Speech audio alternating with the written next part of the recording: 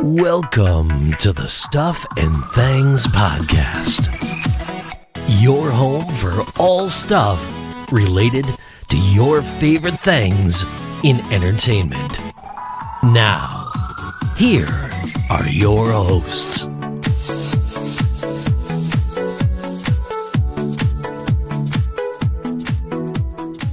Hello everybody and welcome to a new episode of the Stuff and Things Podcast. I am Sam. It's Wednesday, which can mean only one thing. It's Walking Dead Wednesday. Joining me to discuss the penultimate episode of The Walking Dead, it's my partner in crime, it's Stefan. Howdy. How you doing, mate? I'm going to be honest with you. I have a chest infection and a throat like razor blades. So I'll be honest with this one. Normally I'm like, yeah, I'm fine, whatever. No, you may notice my voice goes up and down a little bit. It does sound like I'm going through puberty at the moment with my voice breaking. It does, you're right. And there will be the odd occasional cough. I'm going to edit as much as I can out. I also have builders next door as well who are putting a petition wall up. So there will be the odd bit of banging and drilling and cutting and stuff. So I'm going to do a lot of editing this week. You are. So hopefully you're not going to hear any of that. But if you do, apologies. Yeah, basically, yeah. There you go. Yeah. Apart from that, how are you, buddy? Yeah. All good. It is The Walking Dead. It's season 11. It is episode 23, the penultimate episode of this television series ever. And the title of the episode was Family. I thought I was watching The Fast and the Furious. Yeah. First of all, I feel like this needs to get aired. Yeah. I have no idea how they are going to wrap this show up to a satisfactory conclusion in one episode. And allow me to just specify this, what I mean by a satisfactory conclusion. When a series ends, you kind of expect a series finale to be a bit, okay, we've had a little conclusion to this series arc, but here's everything you can look forward to. Like a bit cliffhangery, maybe a complete cliffhanger sometimes, but just a little bit of, this is what you've got going forward. Yeah. Me and you have discussed, ever since the spin-off started to be announced, our fear was that the main show ending would serve less as a series finale and more of a season finale. Yep. And with one episode left and everything's still up in the air, I'm sad to say that's exactly what's going to happen. Yeah, unless this final episode is going to be a 2-hour long special final ever thing, and they have a slight chance of wrapping it all up, but I don't think it's going to be. No, it's not. I mean, at best they're going to rush through it like loons. At worst, it's literally just going to be set up for the spin-offs. But the thing is even that, when you consider the spin-offs, okay, so Maggie and Negan head into New York, Daryl head into France. Yeah. How in the hell, in this one episode, are we supposed to go from Daryl running with Judith in a bad way to him getting on a motorbike or getting on a boat, a plane, a functioning aeroplane? Come on, we've not seen that in the apocalypse once. Helicopters, yes. Mm-hmm. What the hell is my whole... that is an episode by itself. And then when you factor in the fact that Maggie and Negan are going to go off together, what on the earth would possess that to happen? I mean, in this episode, we still have the "there is no we," and I was like, when Maggie said that line, I was like, oh, that's such a kind of like, don't forget spin-off. And also, in all the spin-off pictures, I've not seen Negan's wife. Nope. I've not seen Herschel. And they appear to be at odds. There are at least 3 set photos where she's holding a knife to his throat. Yeah. And all the other set pictures of her, she's with other people or by herself. Yeah, and this, they're not getting on well at the moment, but they're not knife to the throat sort of things at the moment. No. And it's like, right, okay. But my point is, there's one episode left of this show. And it's been on 11 seasons... 12 years, because basically season 11 is 11 and 12. They just decided to call it 11 and break it down over 2 years. Yeah. For whatever reason, fine, whatever. But it's 12 years of a TV show. It means if you've been a fan of this show, you've invested over a decade of your life watching this show, being part of the fandom. Jeez, yeah. It deserves an ending.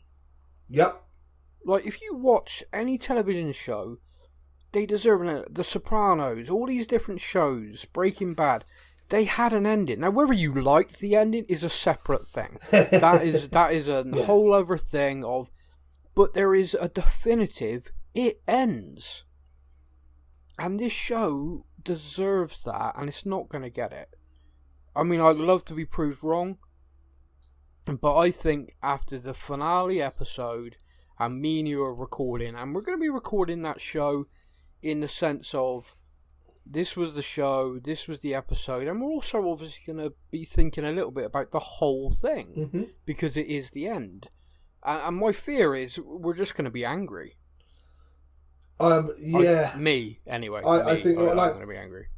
For me, when something like this happens and you come to the end of something as big as what this has been, I should be, like, devastated.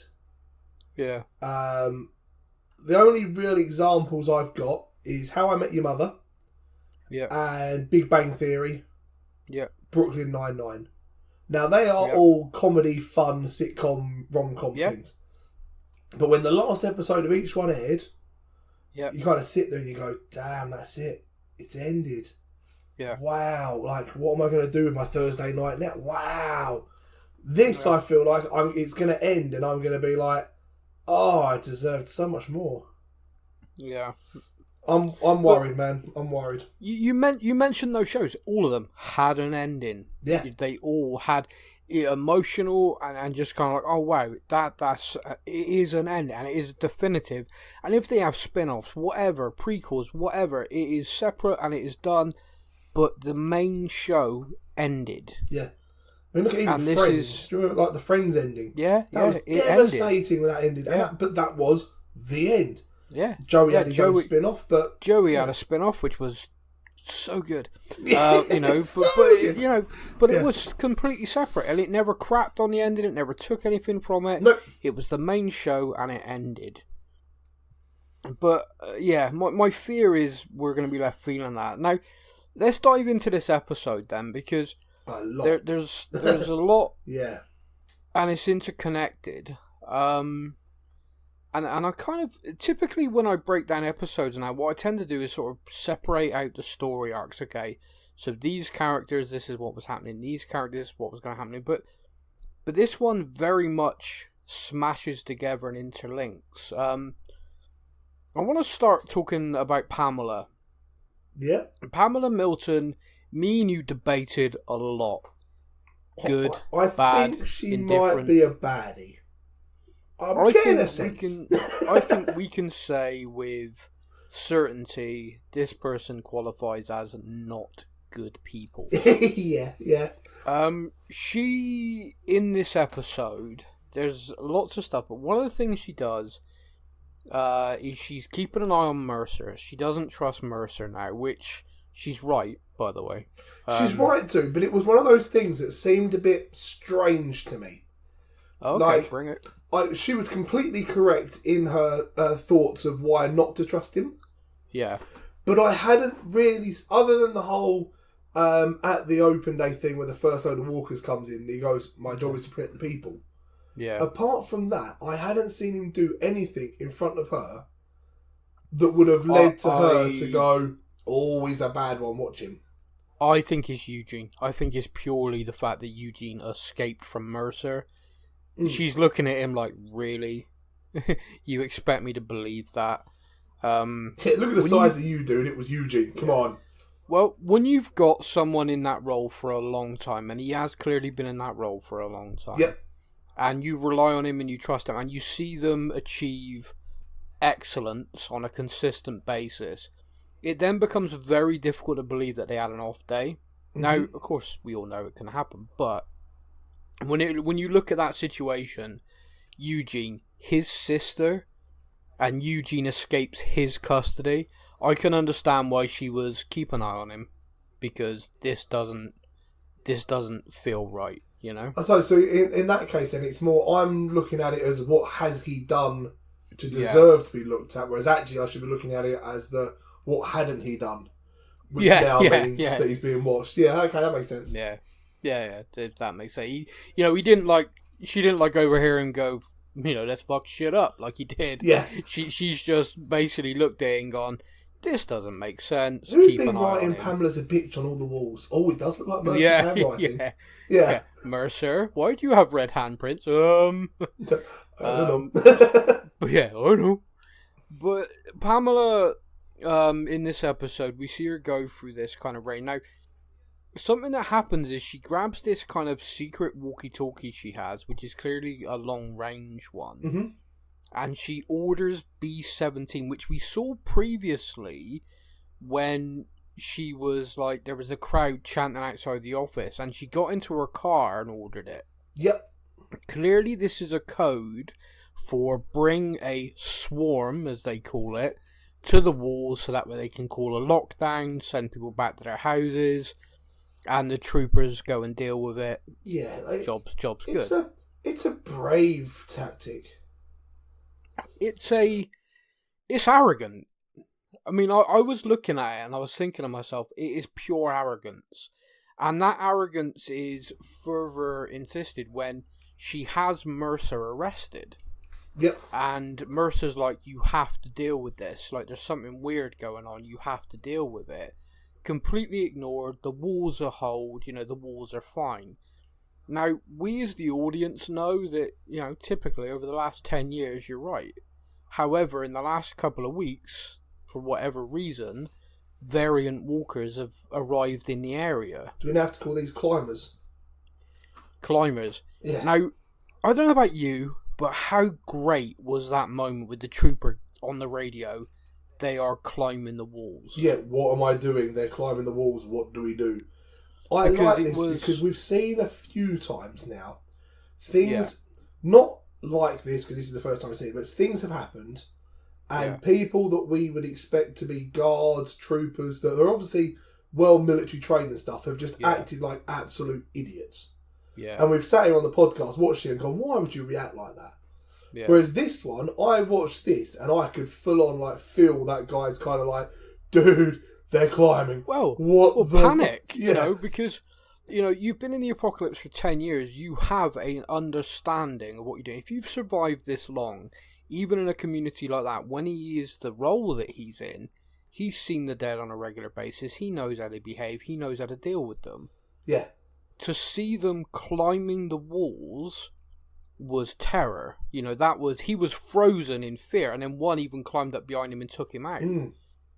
Now the fact that they climb the walls, the guy gets taken out, lands on the controls open the gates and they start flooding in. So Pamela has literally brought down the Commonwealth herself. She's got this huge swarm, as she puts it.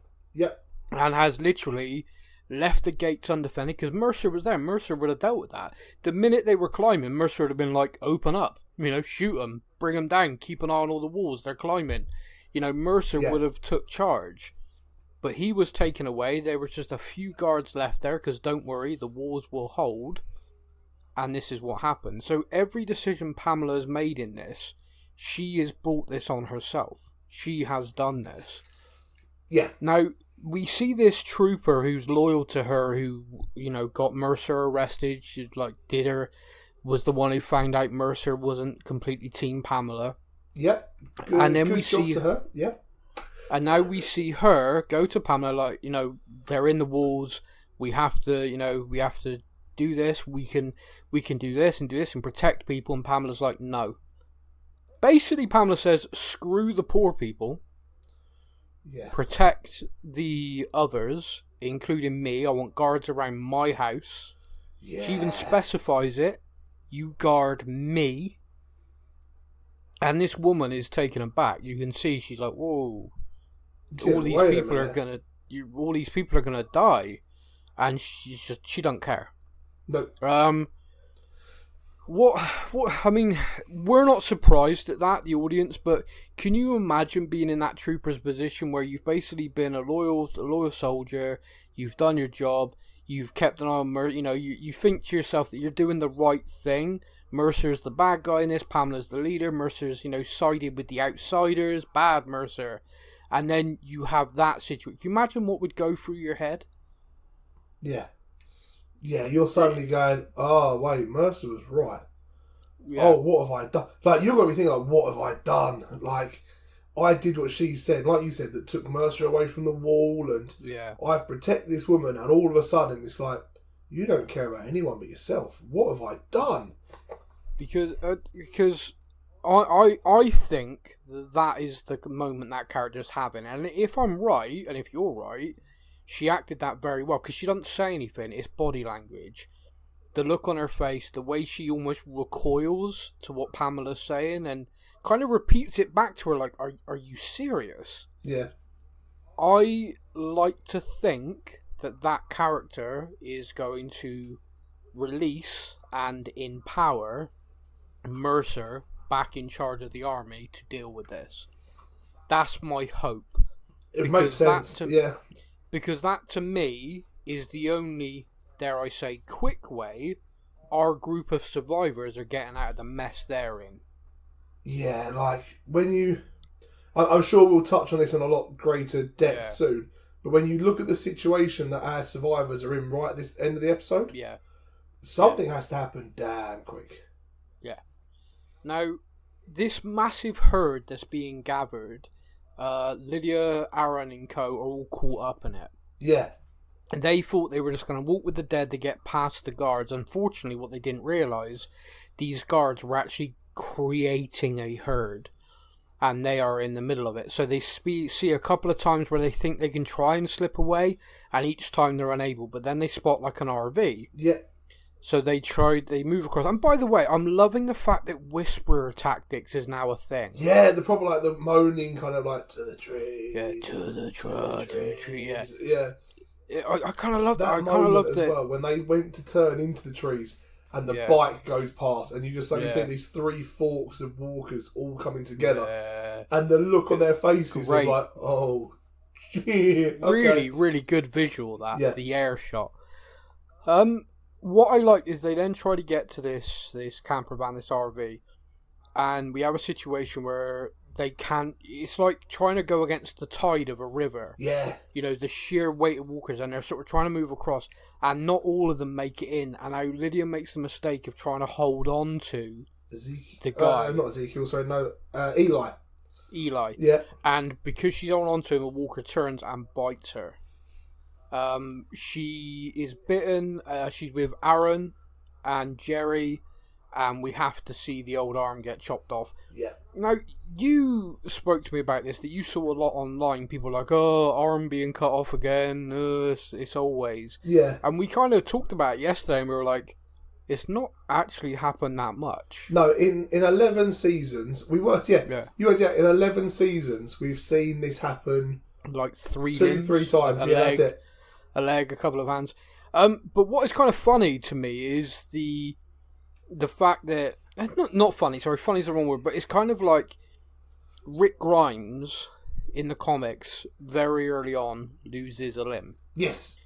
In the TV show, very early on, they obviously looked at it and went, "Yeah, that's CGI and everything. That'd be a pain in the ass. So let's not do that on TV." Yeah. However, the guy losing the limb, etc., is a cool thing. So they did it with Herschel's leg, Merle's arm, Merle Dixon. So it kind of feels like you had that like early, episode 2, episode 3, Merle loses, like chops his own hand off. Yeah. And here we are at the end, someone losing their hand. So I kind of thought that was a fun little thing, like a nod thing. I didn't get annoyed about it, and also with there only being one episode left, they don't have to worry so much about how much of a pain in the ass it's going to be to film with her with one hand. Yeah. It's like, we got one episode left, we're good. I am, in this episode, acutely aware that they basically tormented the audience. 2 characters especially for me. Sorry, 3 characters especially for me. Yeah. One of them was Jerry. Now, when I say they tormented the audience, Lydia's in bits. Lydia's like, I can't lose anyone else. I can't lose him to there. I've got to go and find him. Yeah. She's in no condition to do that. Aaron's like, we gotta wait for the herd to pass, and then I need to get you somewhere so you can be looked at. You've lost a lot of blood. Yeah. Jerry hugs her like a big brother, and I am a big brother. You're a big brother. Did you recognise that moment where he's like, "Don't worry, I'll deal with it"? It was, yeah. It was the proper arm round the shoulders. I got this. Don't you worry. I'll deal with this. But when he got up and said, "It's a piece of cobbler. I'll see you on the other side," you're basically giving me every horror trope there is that he's about to die. Now, I'm telling you, writers, producers, showrunners, if that happens, I will hunt you down. Yeah, next week's episode is going to be for you listeners at home, next week's episode could be very short and sweet. Yeah, just be me crying. If something happens to Jerry and something happens to Rosita, this could be a very short podcast. But I genuinely felt like that was the end of Jerry. Like, we were going to see that in this episode. We didn't. So whether we see that in the finale, I obviously sincerely hope not. Now, the other person we saw greatly, for me, tease that was Ezekiel. Ezekiel's having this amazing heart-to-heart with Negan whilst they're on the train. Yep. And it's a great bit of dialogue, a fantastic scene, overheard by Maggie as well, which I think adds weight to the scene even more. Yeah, now, this scene, if there wasn't a spin-off coming up, I would have said Negan dies. The way this dialogue goes, you know, if you can't see that, then you've not been paying attention. Like, I know you guys are all better than me. Everyone can see that. If you can't, and all that. And in my head, I'm like, do you know what? If I didn't know there was a spin-off coming up, I'd be like, he is about to sacrifice himself as a hero and to save everyone. Again. I felt watching it, Ezekiel was dead. Okay. Because he uses his line, and yet I smile. He says it over and over again, like, I've survived this. Like, the world got taken over by the dead, and yet I smile. You know, everything, I lost everyone, and yet I smile. Cancer came for me, and yet I smile. And I was watching, I was like, yeah, you're dead. Yeah. And it was just so, I don't know. There were so many scenes in this, and the other character, of course, was Judith. Every episode has opened with a bit of narration from Judith. Yeah. This episode not only opened with the narration, it showed her. So, let me ask a question of you. Mm-hmm. Where did they find Judith and RJ? Yeah, they've just kind of appeared. There was this big thing have I missed that? There was this big thing of, like, we found Herschel.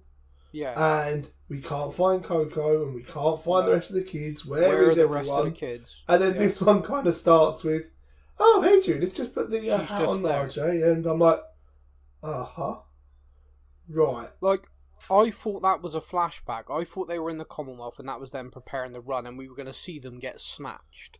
Yeah, that would have made sense. No, they're there in Alexandria. Yeah. So at what point did they find all the children? And have they found all the children? Or is it just those two? Still, yeah. Because they're still... I just don't...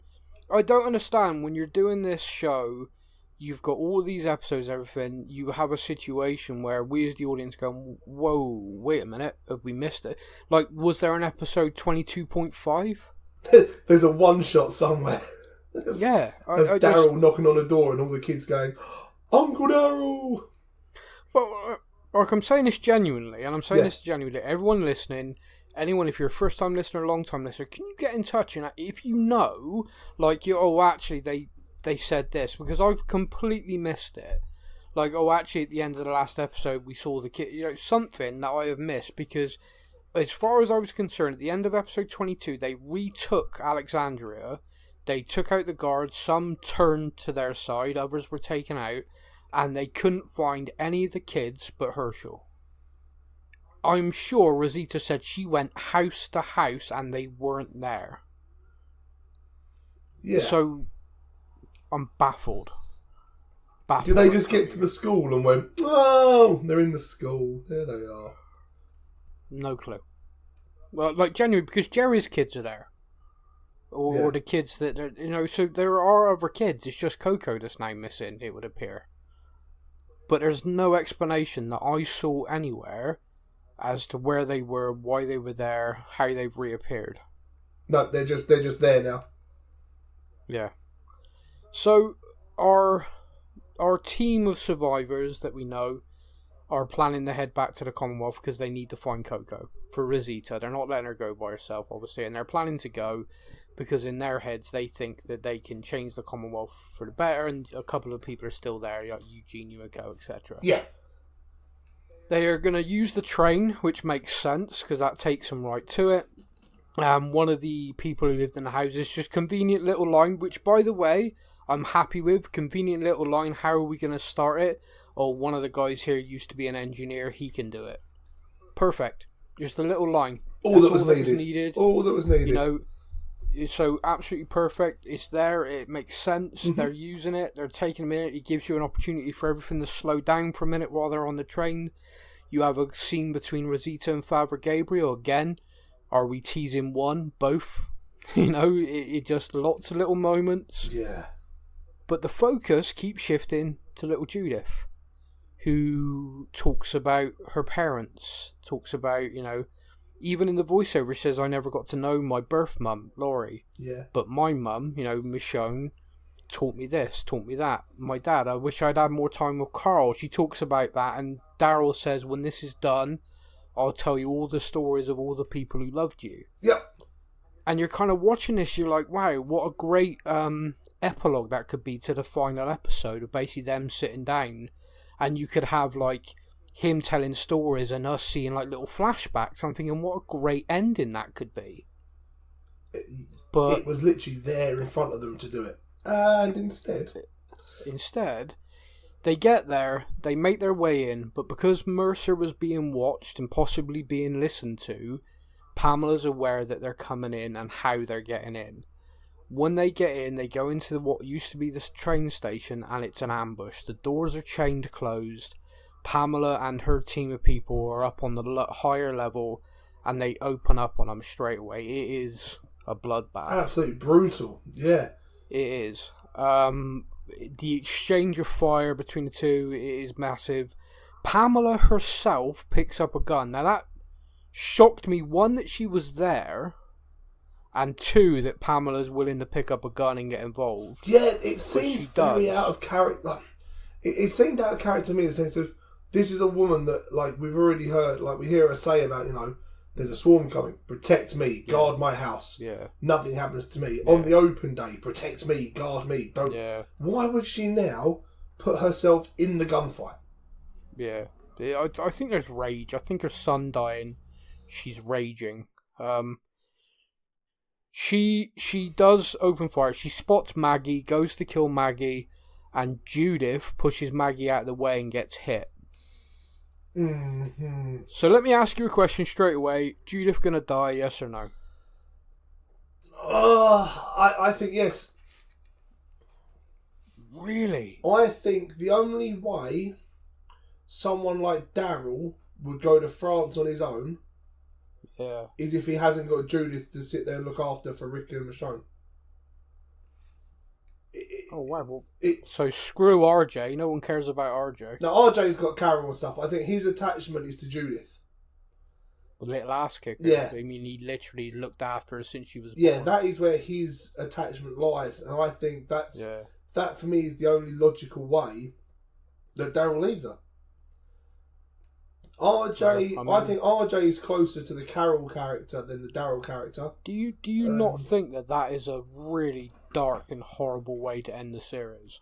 Yeah, hugely. Yeah. Hugely dark and horrible way. You almost sound like you're on board with that. Like, yeah, let's do it. Kill them all. Kill them all. Then you know it's over. No, I just have this feeling. Okay. All right. I'm gonna go no. Good man. I don't think she's gonna die. Thank you. my concern is that she is gonna hallucinate, and her hallucination is going to be Rick, and therefore we're going to see Rick in the finale, but not really see him, which basically means the finale is going to be interspersed with these hallucinations, just like when Rick was shot, his final episode. Oh, that's going to really annoy piss me off. Yeah, massively. Now, in this episode as well, and I think it's really worthwhile pointing out, Eugene wins a fight. I think that on its own is a bullet point that just needed to be read out. He hides behind a door. He could have stayed hidden behind the door. Let's be honest, he could have stayed there. Yeah, but he didn't. He won a fight. Now, this is massive. He won a fight. I cannot stress this enough. Eugene not only won a fight, he then actually did something useful. Because he won the fight, he took the gun, he made his way to the station, and when he got there, he was able to take out the guard for everyone to escape through one of the doors. Yeah, Eugene wasn't a petard. Eugene wasn't a complete waste of time in this episode. I mean, how amazing is that? I mean, he's bound to die now, right? I hope so. I mean, no, it's one of those things where it's like, you've been in this show for how long, and you finally had your 2 minutes of not being a waste of space. Yeah, massively, man. And that's why I wrote it in big capital letters. Eugene won a fight! Yeah! Exclamation mark. Whereas I think the WhatsApp I sent to you was, why didn't he just stay behind the door? Yeah. Well, you just hate that guy. You wanted to die. You wanted a soldier to burst in and just shoot him in the face, and you'd have been like, yes, done. Josh McDermott, wonderful guy, lovely person. Every week, we know it's personal now. Josh McDermott is a wonderful man and a great human being and a fantastic actor. Eugene Porter is an absolute cockwomble and should have been killed seasons ago. Brilliant. That is that's my thing. I do feel like it has got personal at this point. I know it is me versus Eugene. Like, there's now a thing there. Clearly, it's an issue. Is it because you and him are kind of rivals for Rosita? I think so. Is that a bit of a thing? Yeah, I think that is genuinely the. Yeah, that's the issue. Yeah. Because like when Abraham got his head caved in, you were cheering, not like everyone else. But anyway, yes, die, Ginger. Now we have this moment where all of our group of survivors they're coming together. Luke, etc., have made it through the herd. The herd are getting into the Commonwealth. Mm-hmm. The troops have been ordered by Pamela to section off these areas, and our group are getting caught in it. They think the troopers are after them at first, but they're not. They're dealing with the dead or trying to deal with the dead. See, now I took that slightly differently. Okay. Now, as the characters say, they're not after the survivors. No. However, I think that has been set up against the survivors to ensure that, like, we are going to make a T-junction here, and you make sure you block those survivors in there.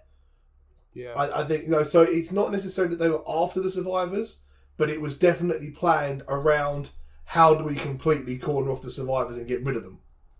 Okay, right. That was my take. I didn't think they had that level of organisation in that moment. Pamela's focus seemed to be purely on protect me, nothing else. That as well, yeah. But they are in this situation. We get to see a walker climb something, and Negan sees it and reacts like the rest of us. Like, what the fuck? Love that. Yep. Absolutely love that. I love the show's dropping F-bombs now, by the way. The Walking Dead or our podcast? Yeah, both, always. But I love that. I love that reaction. That felt very real and very, that's me. Now, we know the affection this group has for Judith, including Negan, by the way. Yeah. If not him, possibly even more than some of the others. So them racing to try and get her safe, and there's like an alleyway, and I think Carol shouts to the group to try and clear the way, and they do, but they go in like they wouldn't normally go in. They go in a way of literally, let's get them through, even above their own safety. Yeah. So Daryl does manage to get down that alleyway, but no one else does. And that worries me. It's worrisome because I don't, some people are going to be a bit bit from this. Some people, I don't know. I look at that situation of how that was, and they've got a big horde that is like being sectioned off, and it's coming at them from at least 2 to 3 different directions. Yeah. And they are in the middle of it. Yeah. There is a big group of them, but there's a hell of a lot more of them than there is survivors. It does. Now, this circles back to me to Mercer being brought back. Because if Mercer gets put back in charge, Mercer's going to come to that area and be like, help them. Mm. Do you see my point? I really hope so, because I don't see a way anyone from that group, and I mean anyone from that group, survives that. And we know at least two of them. It's got to be kill circle, hasn't it? It's got to be all of them going in a circle back to back and just keep fighting and fighting and fighting. Now, there's something else. We saw a walker pick up a knife. Yep. We've not seen that walker stab anyone yet. Not yet. Someone's getting stabbed, and I think it's going to be Jerry, and I'm still really mad about it. Yeah, I hope not. Really, I really mad. Really hope not. Because if he finds this guy, like, oh, I found you, dude, and then this walker, I see this walker with a knife in his hand turn, I may just switch it off. You may have to tell me what happens. I may just walk away. I might just put it in the freezer. Mate, there is no way in heck am I being the person that tells you something happened to Jerry. I don't care how many 300 odd miles apart we live from each other. Yeah, I am not being the person to tell you that. Yeah, no, that's fair. It's just going to be a bad moment. Yeah. I'm going to FaceTime you first. If I get to watch it first and Rosita dies, by the way, I'm not quite sure how. Because it's going to be one of those situations where I want to warn you. You know, like, mate, I need you to prepare. But at the same time, I may just be ready with some Jaffa cakes. When it gets to minute 25, just FaceTime me, because there's something that happens I need to see your reaction to. Yeah. No. We do that to each other. That's cruel. No, would we? Would we? Yes, we would. We are that cruel. I generally think that we need to watch this episode at the same time together. I think you could be right. I think this is one of those. We can organise a watch party with our the Discord and the listeners. Get a watch party going. Everyone kind of watch it at the same time. Yeah. If you're UK based, or even if you're not, and you're interested in watching the final episode with us, get in touch.